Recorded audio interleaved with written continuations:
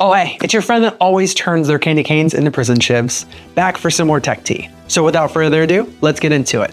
Here are 3 tech updates to get you through Tuesday.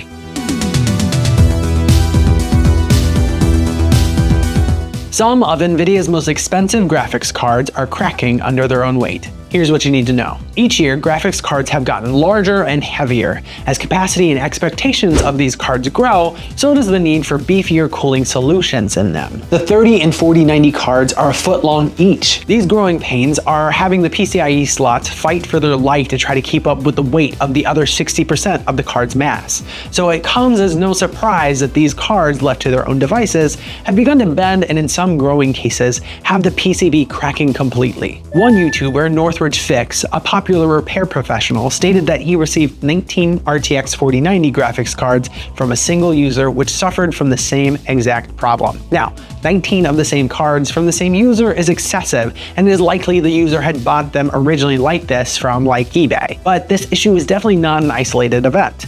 In fact, one stroll down the marketplace shows you hundreds of GPUs that are being sold as is because of these types of wear and tear issues. There are anti-sag brackets and other means in order to negate these types of issues on your card, but we're talking about a GPU that is supposed to be about $600 brand new when it's in stock. I say supposed to because one look at Amazon and you see that most retailers are charging much more than that for the limited stock that they have. I don't know, maybe I just feel that if you pay 4 times the price of an Xbox or PS5 for a graphics card, it should at least be able to be used as intended without fear of breaking itself. Google is giving users that actually use the Stadia service more time to repurpose their controllers for other uses.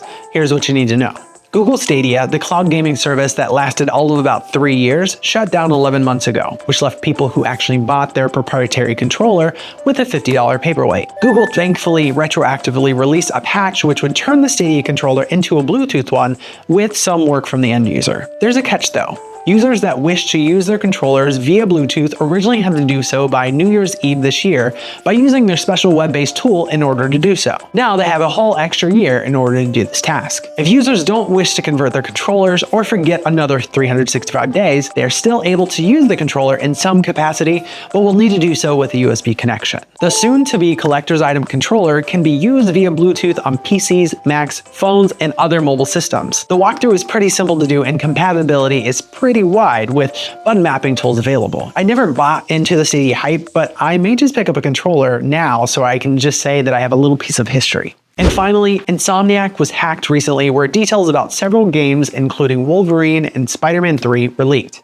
Here's what happened. Insomniac, the developer behind the most recent Spider-Man 2 PS5 game, experienced a data breach on December 12th from the ransomware group Reseda. Not too long after the attack, the group then announced an auction for the data starting at 50 bitcoins or roughly $2 million. The deadline to pay was 7 days and well, here we are. True to their word, unfortunately, Reseda released 1.67 terabytes of data onto the web, which made up about 1.3 million files, including game footage, plans, and employee personal information. Of the game materials leaked, level designs and character materials were shown from the upcoming title Wolverine, which was teased about 2 years ago as the first entry into the X-Men game trilogy, as well as info about a third Spider-Man game, a Venom spin-off, and a new Ratchet & Clank. Pretty much a good chunk of the company's roadmap leading into 2032. Reseda was part of a cybersecurity alert that was published by the US DOJ and Cybersecurity and Infrastructure Security Agency last month, which stated that the ransomware group had been known to use VPNs to connect to internal systems and often use employee credentials, which had been compromised without the use of multi-factor authentication. Several other development companies have been tweeting or sending messages to Insomniac to show their support in the wake of this pretty gruesome attack. That's all I have for now. Make sure to like and subscribe to the channel if you haven't already, and I'll see you back here for some more tech tea.